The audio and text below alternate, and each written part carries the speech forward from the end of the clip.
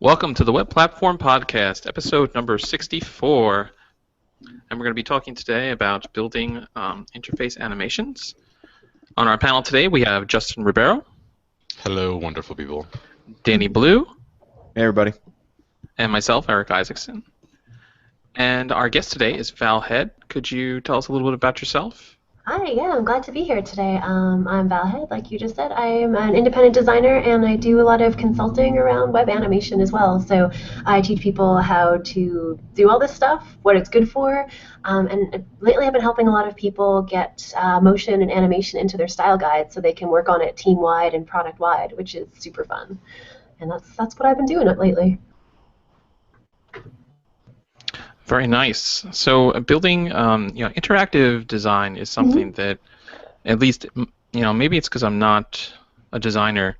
It's something that's really, really hard to do. I find. I've done some animation in the past, and I always found it very difficult as far as getting that realism look. Whether it's like a cartoon or whatever, but getting that reality to bend. Yeah. So. Have you had trouble with this, especially on the web, since it's such a raw platform for animation? Sometimes it's definitely tough, and I think a lot of it is kind of like a mental shift, like a mindset. We're so used to, on the web, like we were kind of forced to have static stuff all the time, right? It was either like you built a web standard site and it's going to be static, like nothing's going to move, or you go crazy and you build a Flash site, and there was no in between. So we got so used to that. I think most of us that stuck on the web side of things, we just like never had to deal with animation because we couldn't use it. So why would we ever learn about it? So it's definitely, you have to think about things a little bit differently and kind of think of those spaces in that time, right? Instead of just going from like page A to page B or state A to state B, there's now like this space between it, and it's not just this instant cut. You can add space, you can use the hard cut, whatever you want to do, but we have this choice and these tools we can use, so it is tough to get used to having them, right? It's kind of like we have all this power now, and what do we do with it? So it's a tough adjustment. Yeah, but for all that power that we do sort of have on the web now, I remember a time when it was, hey, here's this After Effects animation I've done. Make this happen on the web. And, it was a miserable time, in the web development circle of life where I can't make that thing happen. Are the tools and sort of the ways that designers and interactive designers in particular think about the web different now that we do have more animation tools, but not necessarily the entire, scope of tooling that you still have with, a lot of the typical tooling that everyone used to use for interactive design? Yeah, I think you have to make some adjustments, and I think that the best animation for the web comes from understanding the web first and kind of knowing what it is that we're working with and being familiar with our tools versus someone coming in, like you said, having this crazy After Effects file, using all these things that After Effects can do that the web just can't. It's After Effects is After Effects. There's plenty it can do that we maybe one day can do on the web, or maybe we never will. And there's a lot of things it can do we probably never want to do on the web. So the best stuff comes from understanding the web first, and then using animation to kind of meet the same goals we've always had to, support the user experience, make things easier to use, not necessarily just to show off. But I think, After Effects is still in there. We can still, if someone who understands the web and is familiar with the platform builds an After Effects thing and is like, hey, build this, if that communication is there between designer and developer, you could still totally work that way. A lot of people do. And in that case, it's just more the communication and understanding your medium and, not making a billion expressions or like crazy 3D effects that could never happen on the web. Yeah, like trying to think of all the things After Effects can do that the web can't. It's probably a long list. But the web can do lots of stuff After Effects can't, because After Effects is totally not interactive. It's just movies. Good movies sometimes, but just movies.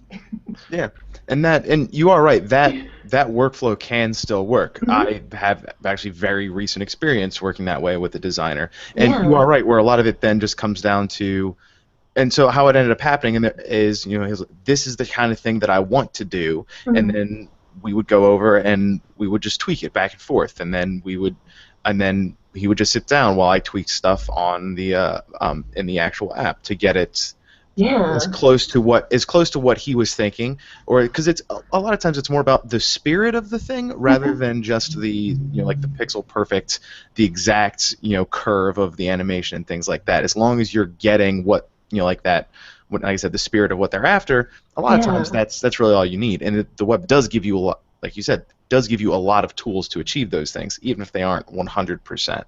Yeah, because if you guys are using that way, I mean, if you're working with a designer that way, or using that After Effects, like that kind of motion comp as like a conversation piece, like a way to put what's in his head or her head in front of both of you, so you can Exactly. both be talking about the same thing. And that's totally different than just like throwing that over the fence and being like, make this happen.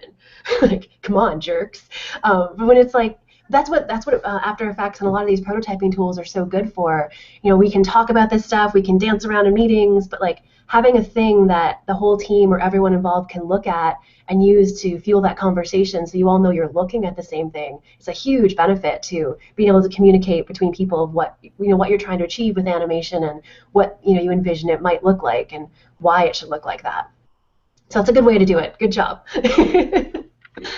Well done. Well, we talked generally about animation, but as far as After Effects is great, like as you said, for movies and motion graphics. Mm-hmm.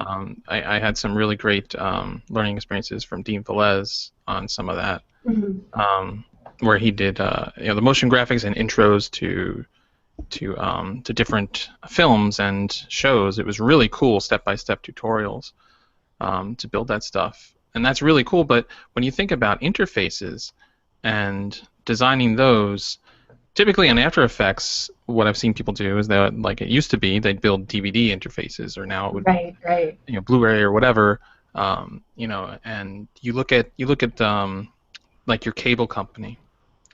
Are you really pleased with that type of interface? Right? Would anyone Typically say not. yes to that? Yeah, I mean, if there's one out there, I think they should really package that up and sell it. I'd like to see it. Well, they have larger. They have other problems other than just the overall design. Most of the time, the design would be fine. They'd all just run like garbage. That's true. Yeah. What is it Just like 3 seconds trying to switch 3 seconds trying to switch from one option to the next? So they got a whole other can of problems. Yeah, I mean, it's not just that though. It's like the usability too. Mm-hmm. Like the font size is based on, if you have a 20-inch screen, they assume everyone has a 50-inch screen, and we do this on the web too. We assume people have Chrome or Firefox, the latest, and those people who have those old TVs, like I do upstairs. You'll see, they don't sell them anymore, but they've lasted, and you'll see like that it looks really bad on like small ones, and they don't take those things into consideration, like the user experience and the UI, not just like, here's a mock-up in Photoshop and this is how it looks at exactly these pixel ratios. Yeah. Well, there's how many different TVs, how many different molding sets come in there, and it's different sizes, and this is true on the web too. Have you had experiences with clients or even other designers or developers where this was something that was very successful, or this is something that totally failed? And we don't have to say client names or whatever. That's fine. But I think the times it's most successful, I mean, as far as like you're talking about getting animation in there in your interface, as far as like across the board of various browsers, capabilities, and devices, and all that good stuff, right? Yeah. I mean, sometimes animation is not the answer. Sometimes people just reach for those and say, "Oh, we're gonna have these great transitions right away." And then some people argue, "Well, we need those right away so they can be consistent throughout the whole design." But then, when you're prototyping that, maybe you just have a quick, click through or something, so you don't see that. So I don't know. There's different opinions, is my point, I guess. But yes, across all stuff. I know Netflix is working towards having this web interface on the TVs, but there's no standardization really. Yeah. No, Netflix is all over the place with their interfaces, I find. Hopefully I guess they're working to put those together. But I think the best ways to make that go well is to just start thinking about animation really early in your process and know what it's there for. If you're like, this animation is there to help step our users through this, multi-step, form or activity or I guess thing they're trying to do, or it's there to give them feedback to let them know that, hey, they really did move this product into this category, or it's there to give them feedback to say, hey, that thing really is out of your cart or is in whatever you're doing. Having a really good purpose for it to begin with and knowing exactly why it's there, that's kind of the biggest key, because that's going to make sure you're focused on adding things that are actually going to improve the experience and make things easier for people to use, as opposed to just like stuff flying around because it can, which is rarely going to help anyone. But we see it happens, and there is room for playfulness. And I know Deloitte has a terrible reputation and everyone hates the word, but like there is a place for that. But you want to start with a more, I guess, for lack of a better word, serious uses of just like, what are we trying to accomplish? What is this helping? How is this giving feedback? Is it helping people orient to, like, we often have these really layered interfaces, especially on small screens. Is it helping them see what's off screen and where it went and knowing where to find it again? There's so many of these things with like orientation and feedback and causality that we can illustrate with animation. And it's not the only way we can illustrate it. We can use our other design tools like hierarchy and color and everything, but we can use animation for that too, and it can be a really helpful way. So if you're aiming for that kind of stuff first, it has more purpose and becomes more of like the actual, I guess, user flow and the actual experience, as opposed to this like icing on top. And that's also easier to make consistent, right? If you're like, hey, we've decided in our app we're going to use animation to transition between states or for entrances and exits of all our modals or extra, top layer objects, I guess. You can do that on any size screen. It might be coming in a smaller distance because you've got a smaller screen, but if they always slide in from the left, you've got that consistency, or whichever direction you choose. So you can make, animation is one of those things that you can make really consistent in that sense across all of your screens. Especially if you're looking for something to be consistent, it's one of the things that can be. But does that consistency come in at? Do we lack that on the web? I mean, to some extent, we lack affordances because we don't take into account the consistency that we have because we do have so many platforms, right? Because affordances isn't a word that a typical web developer is going to hear, but in design, you're going to hear affordances a lot, right? You want to make sure that you're representing the action possibilities that you have across the board. And I sometimes wonder that because the web doesn't have a style guideline, you look at sort of the platform world where Android has a style guideline, you have material design, and then you look at iOS and Apple has a very standard design language they use consistently, and then all apps sort of partake in this, and they have an initial set of affordances that we know are going to be for these possibilities, for these sorts of ins and outs. But on the web, we seem to have sort of diverged into this land of, well, I don't need a style guide. I'm just going to randomly put a whole bunch of stuff together, and it's all going to work. Have we gotten too far away from that for our end users? Are we making our end users' lives kind of a living hell? I don't think so. I mean, I kind of like that the web is a little more democratic in that sense, that there is no single style guide for the web. I mean, we kind of, in a way, they become implied, right? Like, I'm thinking of like Jen Simmons' recent talk about layouts and stuff, where she basically does these little diagrams of like what all websites look like hero image, button in the middle. Like there are certain things we all kind of gravitate towards.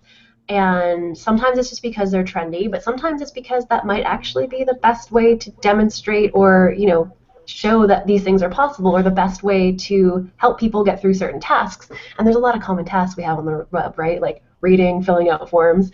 So I think some of them we've kind of solved over time that maybe we identify more as trends than as a style guide. But also we have that freedom to just like totally toss that aside and maybe come up with something better, which I think is pretty fun. Of course, we often make mistakes along the way, and there's some terrible UI, but we're never going to have not terrible UI on the web. I mean, that's some of the beauty of it, right? Like a person or a company that makes the ugliest, most unusable web pages can put them up just like someone making something beautiful and easy to use, and that's sort of the web, for better or worse. I think for developers, though, like we have Bootstrap, and we have material design, and we have the Android design, and all these things. I think they do give us an idea of, oh, this is trendy, or this is something that's worked for a large group of people. But what I've found is a lot of those, they tend to box us in. Yep. You get trapped we tend in them. to like look at it as, well, it has to be like this because, we're building it. And if you look at the different frameworks, they each have their own sort of way that they approach the world of interaction, right? So, I mean, right now, the new hotness is material design, right? Because Yeah. that spans across technologies. But it's But I still mean, something that not all Google technology. made, right? It's still something that Google Yeah, made it's for true. you to make Google apps. It's not really for the whole internet, despite, I think it's really strange, actually, how so many people have assumed that this is just the new way we design everything. It's like, no, Google made this for Google things. It's not, you don't have to use it. You're not required to use it. I find it really curious that so many people have been like, this is the way we do things now, which Hmm. is great for Google, right? They made this thing and everyone's pushing their branding and their ideas and their solutions, just like kind of grabbing it almost mindlessly.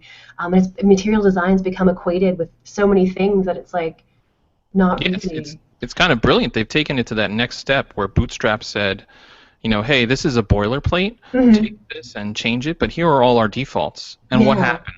Developers What? just went in and they said, "Oh, we love the defaults. They look much prettier than our IE8 little boxes, and Well, we but have that's the rounded kicker, corners though, now." right? Is that developers aren't designers, and for Right. many developers, they don't have designers to help them sort of Yeah. come up with this sort of interaction that we want as developers. Hmm. Because we know as developers that we need the interactions, that we need consistency across, not just our own websites, but a variety of devices now. And that is a very difficult thing to do when you are Yeah. not trained at all Hmm. in design. So when you have things like Bootstrap or material design or things like foundation themes and everything else, they're very attractive and they get a lot of uptick, not necessarily because they're the best or the greatest, Hmm. but because they're available and readily usable, where I don't need to design now. It kind of works for me, right? So we have Yeah. this Yeah. gap, and I don't know how you overcome that gap. Like even material design, like I said, they've taken it to that next level where they've Hmm. actually said this is a design language, Yep. right? So Yeah. take this as this is not just code, but this is a way of living the interface, right? So Hmm. you take it and you're supposed to make it your own, but use these principles Yeah. behind that. And I don't think I haven't seen anything that does that now. So they've sort of like now everything is going to start to look like Google more and less Bootstrap, Yeah. and that's great Yeah. for them, like you said. But it Good is branding job, an Google. opportunity. It is an opportunity though for designers and visual designers, especially, and interactive designers to kind of push that and say, we need to go beyond this, and these are the reasons why. Yeah, I mean, I get the convenience of all these frameworks and material design and stuff, but personally, I'm like, I want to build the stuff I want to design the stuff and build the stuff that's different and not using that. Like, I feel like to me it would be really disappointing. Or just be like, hey, we'll just make it material design, and that would not be a good solution for me. It's like let's make this product or this site or whatever we're working on have its own personality, and it doesn't really take that much to be different. If you change just a couple of things, and most of the time you want to focus on just these sort of like, um, like your hero interaction or the main thing people are hoping to do. If you make that really good and maybe make that one a little different, not just for the sake of being different, but solve it in a way that makes sense to you and your brand or your product. You've already got that one big thing that's just a little different than the rest of that stuff that we've all seen a million times. I mean, I guess material design still looks kind of new, but in like a year from now, is it still going to look new, or is it going to be like all the Bootstrap sites where we're all like, "Yep, Bootstrap." It's all. Yeah, no, it's all. Eventually, everything that is new is eventually old, right? Yep, yep. But kind of bringing some things back to like the interaction animations and things like that. One Mm-hmm. of the things about material design is that it's not just a set of. It's not just like, okay, here's flat images for what things are going to look like. Like Mm. the button ripple, like is a really good example of just one of. Yeah. I hate the button ripple. That's good though. You have opinions about it. Yeah. I mean, we need to have opinions about this stuff. But the fact that it is there, that they have like Mhm. they have an interaction and animation style as well as just their flat, as well as just the flat, which I guess more of Bootstrap of here's how to just make it not look ugly. They Mhm. give you some of these other interactions as well, and I think that may be one of the reasons that Bootstrap has not Bootstrap, sorry, that the Material material design. Yeah. has started to become so popular because it gives you that extra level. And Mhm. anybody, if you take the exact same website, app, anything with absolutely no animations, and you add in a few very subtle animations, Mhm. the one with the animations is going to appear like it's a higher quality, or something along those lines. Now you shouldn't be able to tell. You shouldn't be able to point and say like this animation is the reason that this looks better than this as the end user. Yeah. But yeah. those being there, those little pieces add up to make the experience feel more. I don't know if professional is the right word, but make it feel more solid. Yeah, no, that's totally true, and I think it really is true. It's like these little subtle transitions, even things you add that you kind of want to be invisible, right? Like I love the term invisible animation, kind of like invisible design. These things that you add that people may not be like, I like that interface because this state transitioned to this state, and then this button appeared, and then I knew what I was doing. Like no one is going to say that out loud, but they'll get that overall impression of, like you said, that sophistication, and I think that's partly the kind of time that we're in right now, and the fact that the main thing we see with moving interfaces is probably like our iPhones or our iPads, and so by seeing these animated interfaces, we kind of like 3 or 4 steps away associate them with Apple and newness and like cool, sophisticated things. So partly that's because it's so new, but it is really interesting how much we've come to expect that from interfaces. Seeing interfaces that are static and are just like click link, go to next page, that feels old, even though that's what the web's been for ages, and we've been dealing with that for ages. Now that we're all carrying around like touchscreen computers in our pocket, we're like, it's old, and that's not sophisticated. That's like too retro or something. So it's really interesting how just in general, as like people who use interfaces and computers, are like our whole impression just changed of what we expect from these things. And interaction design is relatively new. I mean, when you think about sort of its uprising in sort of the history of design, because interactive design sort of came out of the computing revolution that started to happen in the 60s. So it is a relatively new sort of approach to figuring out how interface extends from underlying design, right? I mean, we know that the system does X, and we know that a blue link probably means that I'm going to go somewhere else and read something else.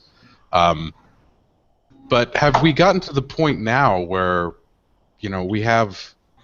have we forgot about less? Have we forgot that at some point, sometimes it is just me moving from page A to page B to do something else, as opposed to I'm going to shoot fireworks off and transition from left to right. How will you know you're on a different page if there's some sort of an explosion? Yeah, without explosions, how do you know you've gone to a new site? That is a good question. I really like fireworks. I don't know if I'd like them on every website I ever saw. But you're right though. There's a context and a content appropriateness that has to be there. Whatever animation you're using has to fit what you're saying and what you're doing. And that's why so many of these parallax sites are just like horrible, or these like scroll jacking things, because you're like, no, if they just don't make any sense. The motion they're using is so far removed from like the task at hand or their message that it just feels so wrong. And it's kind of funny in a way, because if you think about some of the first parallax sites, like that Nike, what was it called? Nike Better World. It was like a story, and it had very subtle parallax, and it actually fit really well. Big Spaceship did a site a few years ago that was for like a fizzy water drink, and they had bubbly parallax, and like it was a little over the top, but it fit. It was a marketing site for water. It totally fit in that sense. But then you see things like a car dealership where it's like cars flying by, or I don't even know what. You're like, no, I want like your contact information and what you sell. Go away with this stuff. I also hate parallax. It's yeah, there's so few cases where parallax is useful, and we just are using it for everything. Yeah. Well, it is cool. So this actually leads into one of the reasons that I hate parallax is that a lot of the people's implementations of a parallax scrolling type thing, the performance is terrible. Because they're doing parallax like on these enormous images in the background, and just the scrolling performance is really, really bad. Yeah. And that, coming back to that thing of at that point, that is forefront. An animation that might be really cool, as soon as you start stuttering and it's a little bit janky, you notice it in a big bad way. Yeah. And I mean, in some websites, it almost make me sick. Like a lot of them don't even have responsive images though either, and that causes like like if you're on a God forbid a BlackBerry or something, like then you're scrolling down and you have this like megabytes of graphic because it's a desktop version. Yeah, I mean the web mobile is again a whole other can of worms when it comes to performance stuff with those things. But I'm even talking about like desktop, like on my gaming computer, and I'll be scrolling on the website. Trouble. It's like this should work. There should not be a reason this should not work. But they're still out there. And I was like, yeah, it looks great, but I'm sorry, I can't do this. But it doesn't look great if it's all like stuttery. When it's standing still. When the animation isn't moving, it looks wonderful. I want to pull it back to mobile though for a second too. Yeah. Like that was a concern I had. So like if you work with a large group for a large project, and this isn't for everybody, let's say, but I guess the concepts could translate. But if you have like a large team and you're working with a large design team, typically I've seen like first you get like these like 90-page PDFs that have all of the pages like just loosely put out for wireframes, right? And then weeks later you'll get some mock-ups for sections of those in Photoshop. Mind you that almost all of these are in desktop. Right. So with a large team, depending on if it's a line of business type of application or if it's a desktop only, which is like really bizarre to me now in today's design age. Yeah. How do you instill processes to enforce like faster design of the interface and more effective usage of the time for all the team, not just design but for engineering as well, integrating with that? Because it doesn't seem like an efficient process. What are your tips for that? Oh yeah, it's like our old kind of waterfall process is just even more. I mean, it holds you back in trying to design for like current times, and it is so time consuming. I think that you sort of have to change your deliverables in a sense. Like instead of trying to, and it's not an easy change to make by any means, I know this, but instead of being like, here we're going to wireframe out every single thing or mock up every single screen, it's sort of like you kind of need to pick the most important ones, and sort of take that most important one or that most important, not even necessarily screen, but like maybe task or user flow or something, and figure out how is that going to display on different sizes of screens? How is that task going to change? How is the way you're going to interface with it change? Do we need to move things around? Or just give different cues as to what's going on based on the smaller sizes. And it's a really hard change to make. And I think that's why we see a lot of like folks like Dan Mall talking about element collages or Samantha Warren talking about style tiles, just these ways to get to some faster design solutions. In a sense that things that you can get to faster so you can throw them out faster if you need to or move forward with them faster. We almost need to make more time to like make mistakes in a sense or come up with things that we know are wrong and be able to get rid of them before they become precious so we can get faster to that like better solution. And it's really tough to change large team processes. So I know it's a hard thing to change. Yeah, and what's your interaction been with engineering? And so like you have engineering groups and they're like, well, we want to start. We're in sprint 0. Excuse me. Don't get choked up about it. It's all right. I know. Sorry about that. That's okay. So you're in sprint 0. We have to actually, deliver something by the end of this sprint. Maybe it's a week. Maybe it's 2 weeks. Maybe it's 3, depending on how fast you want to iterate, right? And so like something like it's not usually lined up the way that okay, well, we have some things we can work with now. The design team has given us this, and we can work with this. We have functional specs or whatever on this. We can start working on these things, and they can work on these other things, and we'll expect that for next week. Sometimes that gets, that drags on a little bit. For smaller projects, it's, especially if you're in a startup or whatever, that's not such an issue because you just turn to the guy or the lady next to you, and you're like, hey, can you tell me something here? What's this about? Yeah. But when you have a large team, especially spanning across continents or even nationwide, that can be much more challenging. Yeah, definitely. Yeah, it's like the communication almost becomes the most important part of any process when we're trying to work with responsive and all these various platforms and devices, and that's like the hardest part of having distributed teams. Especially when you're all working in different time zones and stuff, keeping up that communication is tough. Does management rush design? Because I mean, we there's a lot of cases where we talk about making mistakes, and as developers, we make mistakes all the time that we don't talk about because people They're fire us. embarrassing. But mistakes are an important part of any sort of development and/or creative process. Like you have to, you have to break a few eggs to make an omelet. Yeah, to yeah. use horrible analogies that everybody loves. But It's a good one. you need that time. And to me, for a lot of things these days, it seems like people want to compress the important phases of really large things. So you end up with, hey, we're designing product A, and we're going to have a design phase that's like a week and a half long because we need to get it out the door. I mean, what needs to happen these days? Like, how can we as developers and designers say, you know what, we all need to step back and really think about this before we commit down this road? Because once you go down that road, it's hard to recover quickly. Like, you're not going to recover quickly in a lot of cases. No, definitely. I think it's a case of, design has to be important from the top down, right? Who's ever making those timelines, if it's management or whoever else, they need to realize the importance of design in a business sense. Like, to them, it's rarely that they want it to look pretty, but they want it to be used by a lot of people. They want a bunch of users. They want it to be successful. And without good design, that's pretty tough to do. Like, you need something that's very well designed to achieve those goals.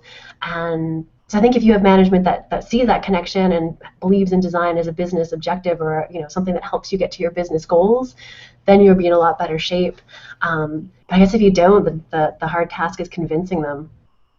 Yeah. And showing them that, which there's so many great examples of apps out there that are doing well and are really well designed, and it's pretty hard to make an argument that they're doing well, that the design isn't helping with that. If you think about if Stripe was ugly, would anyone use it? Well, there's a lot of case studies, right? I mean, that is the kind of difference now. You look at a list of parts. I love parts. It's been around for a long time now.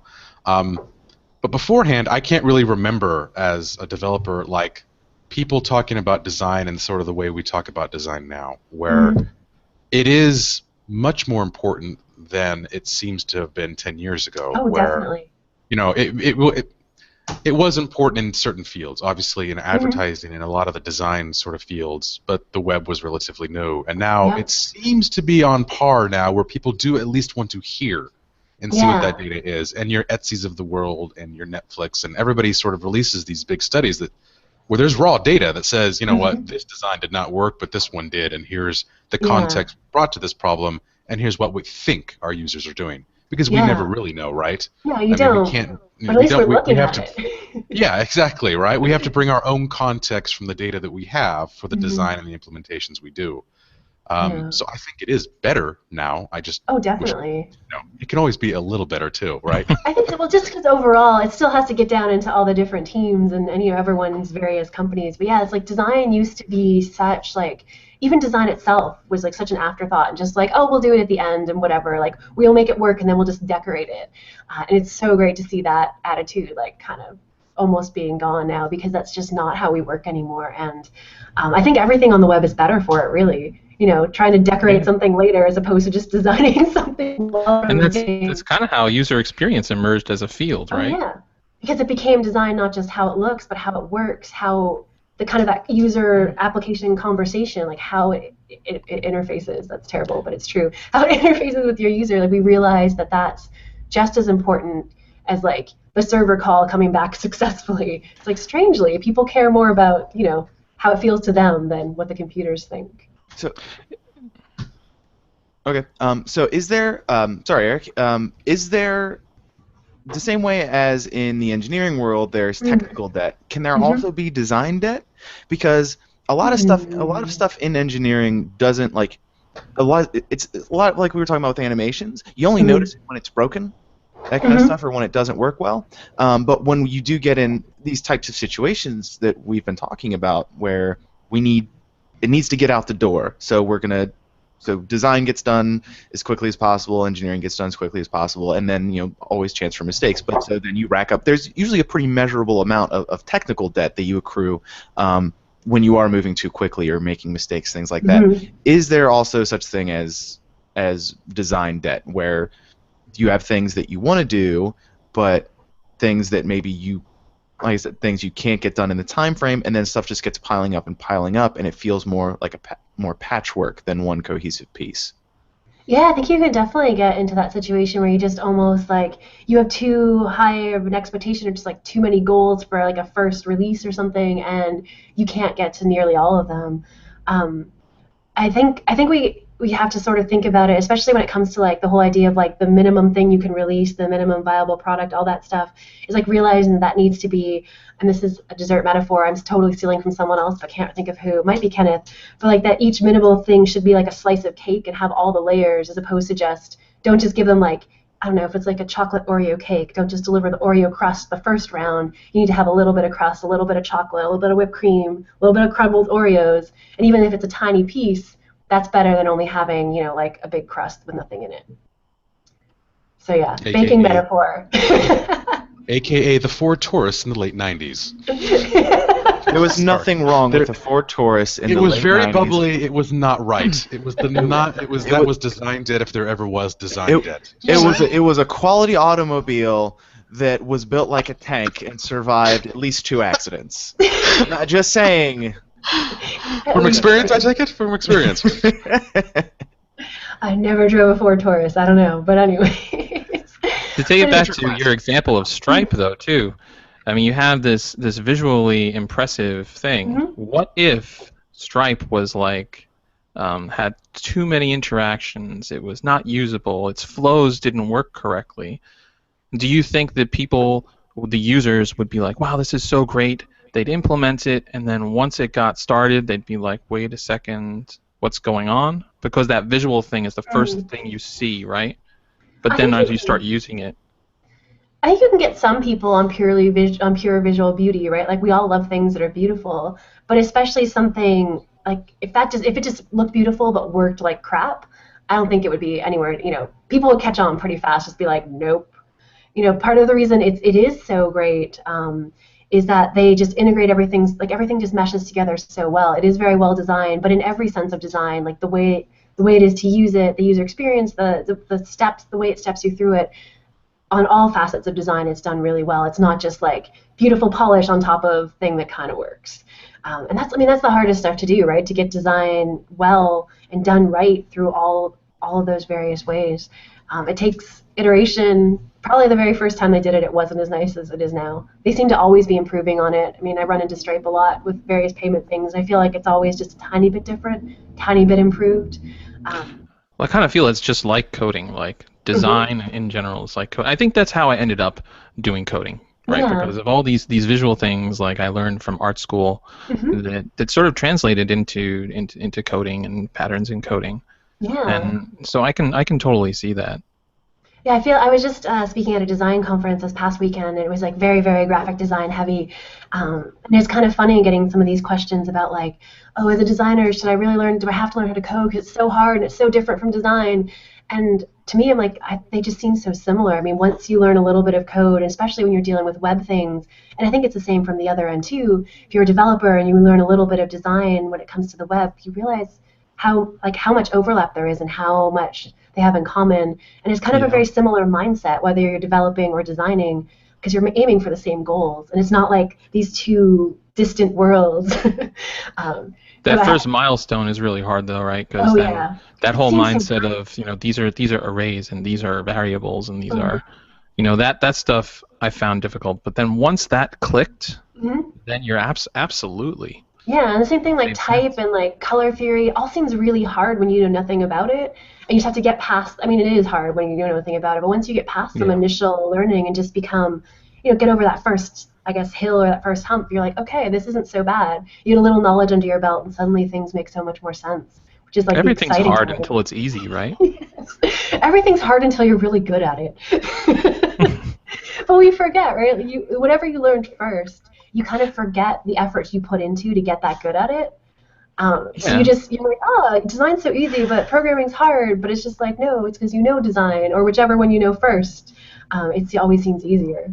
Have you ever gone into like a project where you were brought in as a consultant, let's say, and there's this team there, and they don't know, they're very new. There's no like leader. Have you had to take a team like that and take them from their art, their talents, and turn that into a craft and then a practice? Have you had to grow them through that? And if you have, how did you do that? I haven't had to do anything like that, but that sounds like a pretty interesting challenge, though.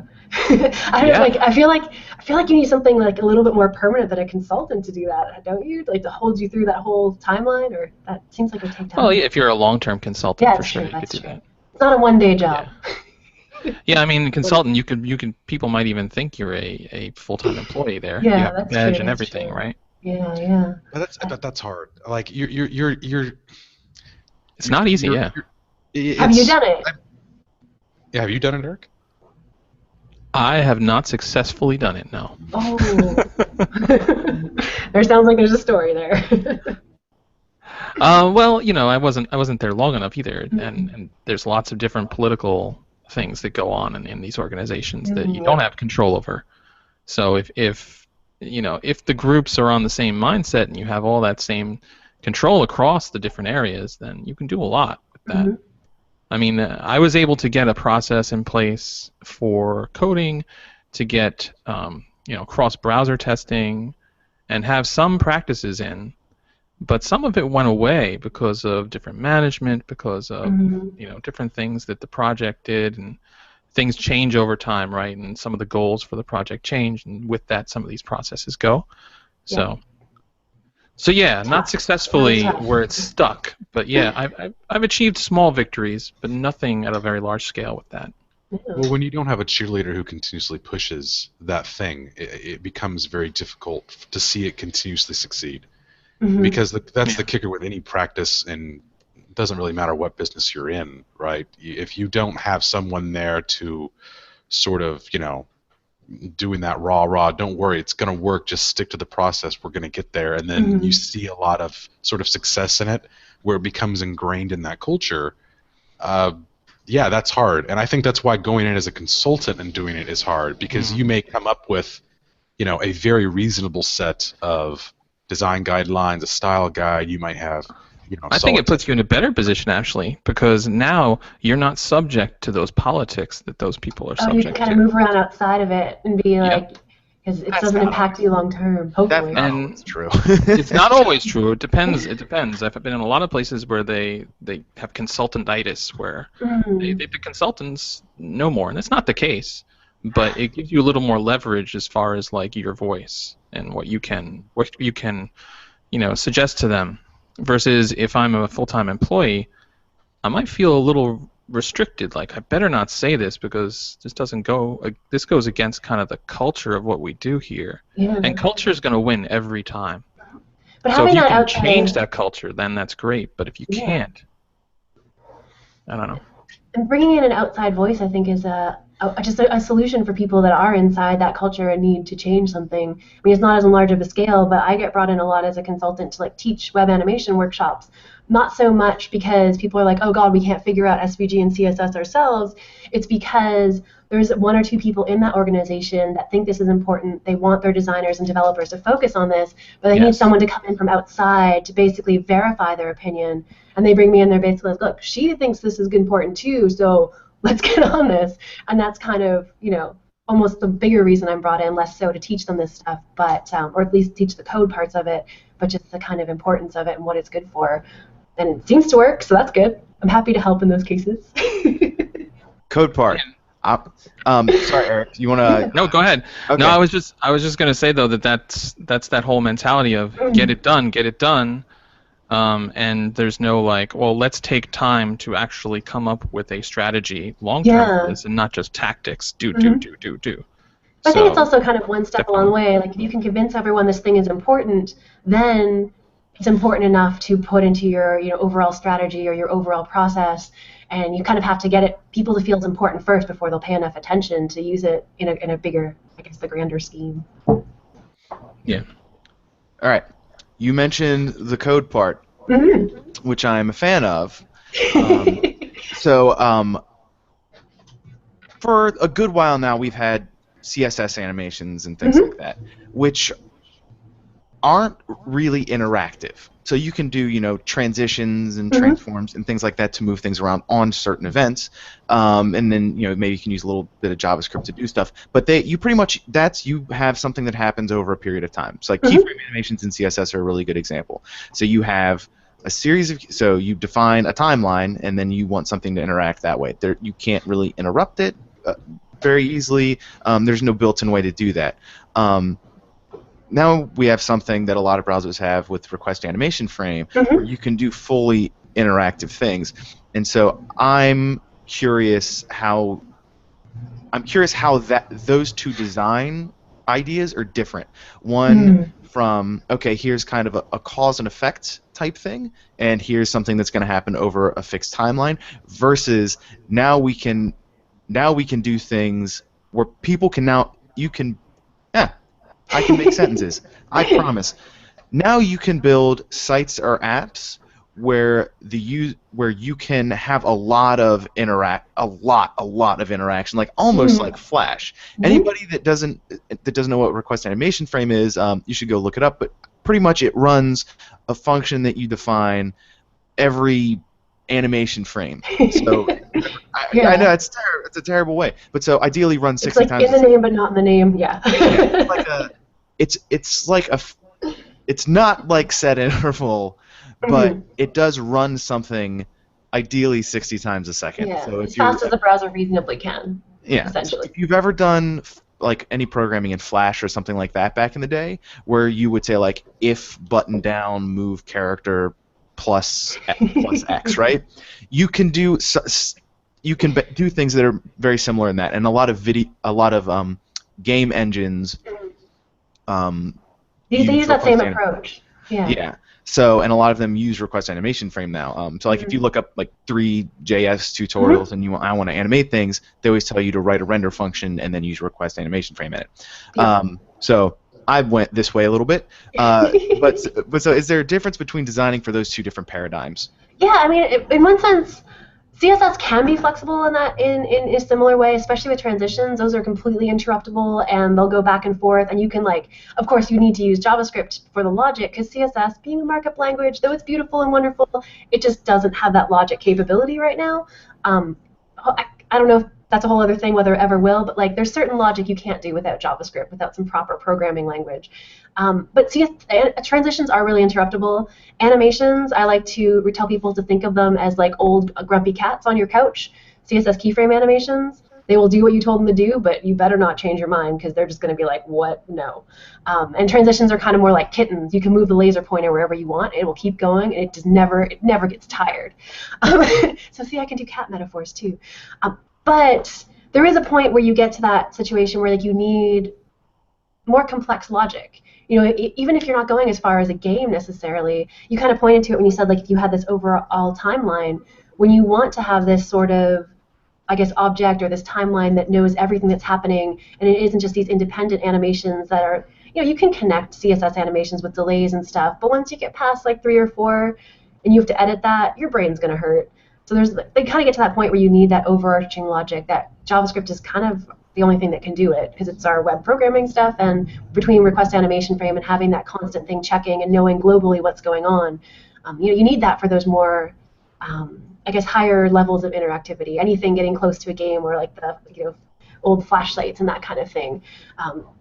So you do cross a point where you need that higher amount of logic, I think, and I usually make that decision based on like how much of a headache it would be to do, I guess, or how much you need to keep track of. And if animations need to be aware of other animations, you're going to need to move to some sort of JavaScript library or do your own thing with Request Animation Frame, definitely, unless you really like pain, which I don't think many people do. Yeah, it depends on how much pain, though. Like, do you like just to be a little masochistic and kind of make it hard for yourself? Well, if everything's too easy and you have everything that you want, then you'll never grow and get better. But if you have a little bit of pain, a little bit. And this is where we learn a lot of things about a lot of people. Yeah, like, okay, so... I've seen your JavaScript classes. If that doesn't summarize pain, I don't know. no. But that's true to a point. Like, we do crazy stuff with CSS. We draw like MacBooks in CSS and like illustrate this stuff that like, why are we doing with CSS? Just because we can. And you can take that pretty far with animation too. But if you, unlike Erik, if you don't like pain, you might want to try JavaScript instead. Yeah. Well, I like different pain, right? So you have this pain, I'll stop here. So yeah, it's true though. I mean, you look at like CSS Weekly or something, and there's every issue has like a new, hey, here's a minion in Total CSS. Yeah. Here's this in Total CSS. And it's amazing. You're like, how is that possible even? And then you see it and you're like, whoa, how did they think of this? And I think that's great because that's a whole other thing like outside of interfaces and outside of this that we could take a lot of inspiration and draw in from these artists that are on there, like on Tutor, and doing all these crazy animations with different types of shapes and math, stuff like that. Are you familiar with Brett Victor? His name sounds really familiar, but I can't think of what his work is. So he's Worry Dream on Twitter. Yes. Doesn't tweet a lot. Okay, I know who you're talking about. He did this video a while back called Inventing on Principle. Mm-hmm. And I think that this sort of taught me that until we have better visual tools like what Chrome's working on in their dev tools, what Firefox is working on in their dev tools, to make this more of that visual experience, we're not really going to see the power of these tools, the power of these APIs, because, I mean, he had it there where he said that if you think of in modes, you have this disconnect where I'm coding, I go back, I look at the visuals and see what happens. You have to have it all there so that you can see it together. That immediate feedback loop of like, I just coded this, this is what it did, I need to change it or whatever. Yeah, and there's so much we have to keep in our heads with the way especially the way we work with CSS and even JavaScript animation, all this stuff. We have to keep it all in our heads, what we think it's doing, and we're so far removed from the visual results of what it is we're coding. Yeah, I mean, he had like an editor where he's like, moving stuff around and it's changing this tree. Yeah, there was a Super Super Mario game type of thing where, he's like, okay, now we'll just go through this timeline and, you would see the different Mario things like you would in Flash if you were editing frames, right? You would see like the frames would fade back, and he had like a touch interface for doing, video editing. Very, very advanced, especially I think this came out like 2011 or 2012. Yeah, it was a while ago, but it was really cool. For the time, and people have been trying to create based on that inspiration, these things. So I think it's an exciting time for interaction. Definitely. I mean, we have kind of outgrown our current tools, and no one's really solved our tool problem yet. On any front, prototyping, building, all of this stuff, it's kind of this crazy wild west of tools right now, which is actually pretty exciting because I think we're going to end up with some really good ones. We just haven't gotten there yet. Yeah. Well, I know we're a little bit over time, so I want to respect that and let you get going. But if people want to find you, what's your Twitter handle? How can people chat with you about these things, or you have a podcast? What's the podcast? All that stuff. Yeah. So the best way to reach me, I guess, is Twitter. I'm VLH on Twitter. If you're super into web animation and UI animation, I have a newsletter called the UI Animation Newsletter. It's at uianimationnewsletter.com. Send it out every couple of weeks, talking about all this stuff. Lots of little tidbits and helpful links. Because I think it's good to keep this stuff in mind. And then I also do a podcast with my friend Kenneth Bowles. It's called Motion and Meaning. And even though it might seem a little silly to have an audio show about animation, we talk through a lot of things about process, about planning. We just released an episode on physics, which I thought was really interesting because Kenneth has a physics degree. I have not done physics since high school, so it was super interesting, and just talking about how physics apply to the things we do as interface designers. So super interesting stuff. Very cool. So thanks for coming on. Yeah, thanks for having me. This was really fun, guys. Cool. Thank you so much for coming on. Yeah, it was a blast. Yay, thanks.